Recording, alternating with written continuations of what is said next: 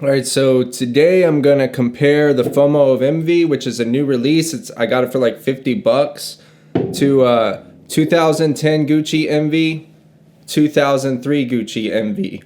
So yeah, Gucci Envy was reformulated in 2004. You could tell the difference in the colors of the juice. It turned more of a neon green somewhat, and before then it was more of a yellow color. Highly rare juice, very hard to find. I'll say this has been recrystallized quite a bit, but just looking at the notes and smelling it, it seems perfectly fine to me. This is very clean, hardly used 50 milliliter of 2010 Gucci Envy. The Envy of FOMO is supposedly the best recreation of Gucci Envy on the market. Yeah, I'm actually going to side by side them. First, I'm going to let you guys know I love Gucci Envy. I think it's one of the greatest fragrances ever created. To describe the scent profile to you guys, it's a cardamom heavy scent for sure. And cardamom, to me, it's a spice, but it's not really spicy for me. It's actually kind of sweet. To me, it's like almost an appley sweetness that's very smooth and kind of got a freshness to it. I would say it's almost like the filling of apple pie, not the apple inside of the pie, but just the filling itself. It's got a creamy kind of apple smell. Very front and center with Gucci Envy. That's sandwiched. That's sandwiched between ginger on top and kind of like an incense on the bottom. The ginger also has a freshness to it that's really hard for me to describe to people. I've heard people say floral though. I don't really get floral, but I think that maybe is what that freshness is, but it's just I don't detect it and think flower.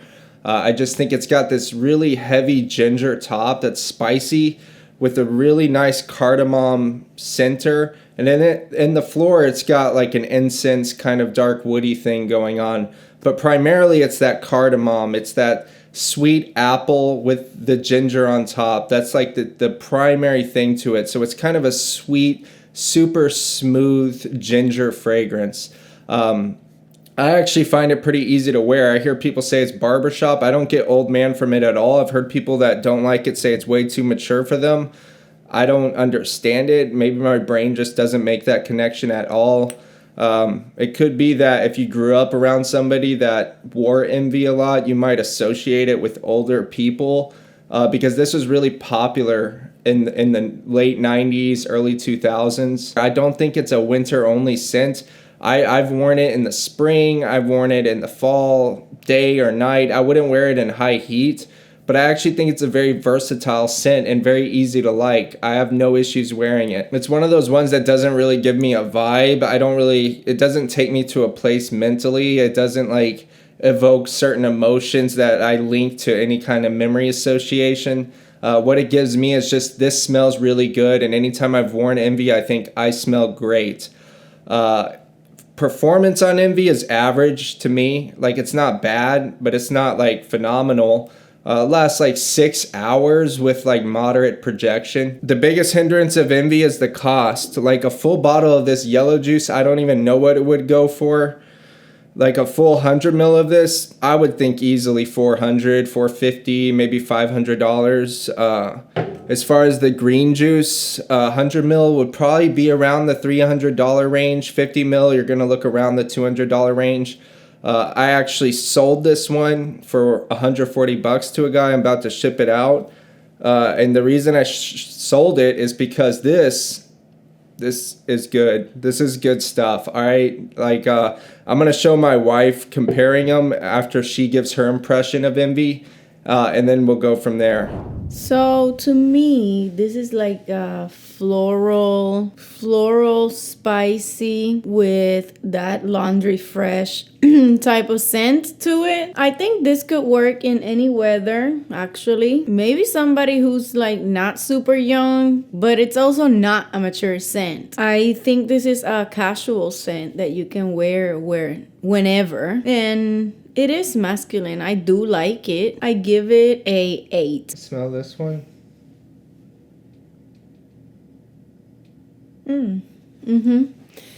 Now smell the coffee to clear your nose. Now smell this one. Do you smell a difference? It's the same picture. I don't. Let me try it again. Wow. Like maybe this one is a little bit more powdery than the other one, but they're basically the same. Now smell this one.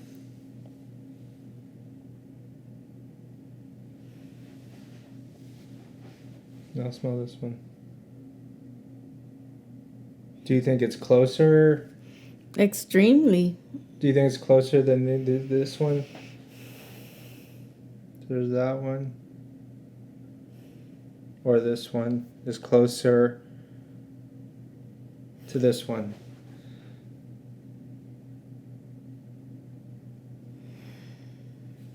Maybe the one you have higher up in your arm Is closer Yeah. to this one, right? Yeah.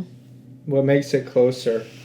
Because the one that you have here is like more powdery. Okay, so to test these out side by side, I wore Envy on one hand and I wore the Envy of FOMO on the other. I did a 2010 day and then I did a 2003 day. So one day I wore this on one hand and this on the other.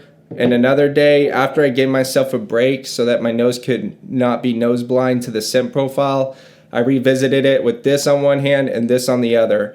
Now, between these two, there's a difference, and it's not something that's not noticeable. If I were to walk up to a stranger, which I walked up to friends at work and I said, smell each one and tell me if there's a difference, and unanimously everybody said yes. There is absolutely a difference between this and this.